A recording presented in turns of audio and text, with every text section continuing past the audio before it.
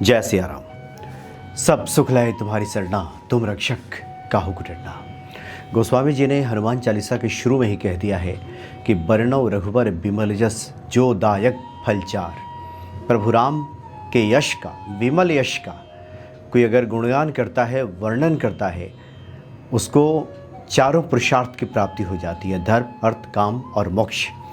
इसलिए हनुमान जी के जितने भी भक्त हैं, साधक हैं, उनकी सभी आवश्यकताओं की पूर्ति हनुमान जी कर देते हैं। बड़ी संख्या में इस प्रकार के मैसेज प्राप्त होते हैं कि हनुमान जी का कुछ ऐसा उपाय मिल जाए, जैसे कि रोजी रोजगार की जो समस्या है, नौकरी की जो समस्या है, इन समस्याओं का निराकरण हो जाए। तो आज हम 5 उपायों की बात करेंगे। जो लोग नौकरी करना चाहते हैं, नौकरी ढूंढ रहे हैं, जो लोग किसी प्रतियोगी परीक्षा में बैठने वाले हैं, सफलता प्राप्त करने वाले हैं, चाहे वो प्राइवेट हो या फिर सरकारी हो, किसी भी क्षेत्र में व्यक्ति अगर सफलता चाहता है, चाहे उसका स्वयं का ही रोज़गार क्यों ना हो, स्वयं ही कोई रोज़गार वो करना चाहता हो, उसमें भी ये जो 5 उपाय हैं हनुमान जी के, ये बिल्कुल कारगर सिद्ध होंगे। इसके लिए एक बार थोड़ा सा ये समझ लें कि हम फिर से स्पष्ट कर दें, लगभग सभी वीडियोज़ में इसकी हम बात करते हैं कि 3 चीज़ें अवश्य करनी चाहिए। सबसे पहले जो लोग भी प्रतियोगी परीक्षा में बैठने जा रहे हैं कि अप्लाई करते रहें। जो कर्म है, जो उसके लिए जो आवश्यक कर्म है, वो तो निश्चित तौर पे करते रहें, सकारात्मक सोच बनाए रखें और हनुमान जी पे भरोसा रखें। ये 3 चीज़ करें, उसके बाद फिर जो हनुमान जी के उपाय है वो कर लें। इसलिए हम बता रहे हैं क्योंकि एक बार एक विद्यार्थी से ही बातचीत हो रही थी, तो हनुमान भक्ति पे जितने उपाय बताए जाते हैं वो सब वो किया करते थे समय समय पे। रात्रि के 2-2, 2:30, 3-3 बजे तक उपाय ही कर रहे हैं। फिर वो जाके सो जाते थे, फिर देर से जगते थे, फिर कुछ पाठ शुरू कर देते थे। तो नतीजा ये होता था कि जो नौकरी ढूंढने के लिए जो आवश्यक शर्तें हैं उसका पालन नहीं करते थे। कहाँ पे फॉर्म निकला है, कहाँ पे अप्लाई करें, कहाँ। इसलिए हमने ये स्पष्ट किया कि पूजा का मतलब ये नहीं है कि जो आवश्यक कर्म है उसको ही हम पहले छोड़ दें। तो वो करते हुए अगर किसी कारण से कुछ कमी रह जाती है तो निश्चित तौर पे हनुमान जी की ऐसी कृपा होगी कि वो कभी दूर हो जाएगी। तो सबसे पहला, जो लोग किसी भी प्रतियोगी परीक्षा में बैठते हैं, एक बात देखी जाती है कि एक असफलता के बाद, कभी सफलता नहीं मिली 1-2 बार, तो सबसे ज़्यादा आत्मबल टूटता है, आत्मविश्वास की कमी हो जाती है। विश्वास ही नहीं होता कि हम सफल हो पाएंगे। तो आधे अधूरे, थके हुए मन से, हारे हुए मन से बहुत सारे लोग प्रतियोगी परीक्षाओं की तैयारी करते हैं। तो आधी तैयारी का जो परिणाम है वैसा नहीं होगा कि आधा फल मिलेगा, फल ही नहीं मिलेगा। इसलिए सबसे पहले एक ऐसा हम रामबाण उपाय बताते हैं हनुमान जी का, जो कि आत्मबल की वृद्धि करेगा। हनुमान जी के सामने आप बैठ जाइए, मंगलवार का दिन हो तो बहुत बढ़िया, और वहाँ पे हनुमान जी के सामने बैठ करके एक लाल धागा, जो हम कलावा बांधते हैं, वो कलावा का जो कलावा वहाँ पे हनुमान जी के सामने रख लीजिए, जो आपके हाथ में बांधा जा सके, वो कलावा हनुमान जी के सामने रख दीजिए। हनुमान चालीसा कर लीजिए और बैठ करके कम से कम 15 मिनट वहाँ बैठ करके अपने घर के मंदिर में ही कर लें, और नहीं तो बाहर के मंदिर में करना चाहते हैं तो वहाँ भी ठीक है। पंडित जी से कहिए कि वो जो कलावा है वो हनुमान जी के सामने वो रख दें। प्रसाद ले गए हैं तो वहाँ चढ़ा दीजिए, और फिर 15 मिनट बैठ करके हनुमान जी का जो एक महामंत्र कहिए इसको, जो चौपाई है, पवन तनय बल पवन समाना, बुद्धि विवेक विज्ञान निधाना, कवन सुकाज कठिन जग माही, जो नहीं होई तात तुम पाए। ये जो चौपाई है, इसको 15 मिनट बैठ करके आपको वहाँ पे जप करना है। पवन तनय बल पवन समाना, बुद्धि विवेक विज्ञान निधाना, कवन सुकाज कठिन जग माही, जो नहीं होई तात तुम पाही। 15 मिनट जब हो जाए लगभग, तो वहाँ से उठा करके प्रणाम करके अपने दाहिने हाथ के यहाँ कलाई में उसको बांध लीजिए। और जब ये पुराना पड़ जाए, महीने 2 महीने में पुराना जब पड़ जाए, लगे कि कुछ निस्तेज हो गया है या फिर रंग फीका पड़ गया है, तो पुनः इसको दोहराइए। इससे निश्चित तौर पे जो हनुमान जी की कृपा है, जो आत्मबल है, आत्मविश्वास, खोया हुआ जो आत्मविश्वास है, वो लौटने लगता है।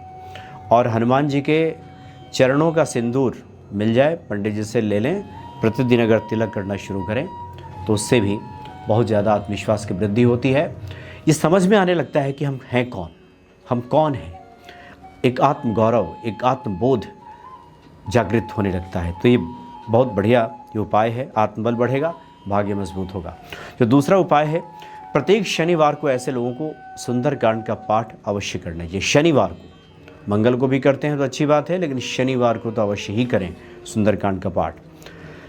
बार बार आप रिजेक्ट हो जा रहे हो, बहुत सारे लोग 2-4 नंबरों से रिजेक्ट हो जाते हैं, बार बार लगता है कि अब सफल हो गए, फिर वो रिजेक्ट हो जाते हैं। जिसको बताया जाता है कि मुंह के आगे से थाली कोई जैसा लग रहा है जैसे छीन लिया हो, कौर लेने जा रहे हो तब तक थाली किसी ने खींच लिया नीचे से, ऐसी स्थिति में आ रहे हो, बार बार रिजेक्शन का भय सता रहा हो, या इतनी बार रिजेक्ट हुए हैं कि अब तो भरोसा ही टूट गया है। ऐसे लोगों को हनुमान जी से क्षमा मांगते हुए बजरंग बाण का पाठ करना चाहिए।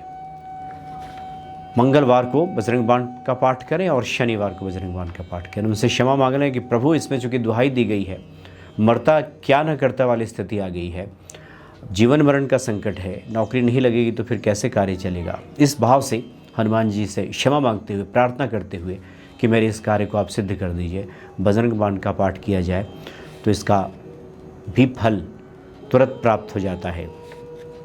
मंगलवार का व्रत भी किया जाए, उसका भी सुफल मिल जाता है। 21 मंगलवार का कोई संकल्प ले ले, शुक्ल पक्ष के मंगलवार से शुरुआत करें और सवेरे नहा धो करके हनुमान जी के सामने बैठ जाए, उनका पूजन कर ले, मतलब हाथ में जल ले ले, संकल्प ले ले कि 21 मंगलवार का हम व्रत करने जा रहे हैं और ये हमारी मनोकामना है, प्रभु आप इसको पूरा कर दीजिए। और एक समय का भोजन करें संध्या काल में, संध्या का पूजन करके।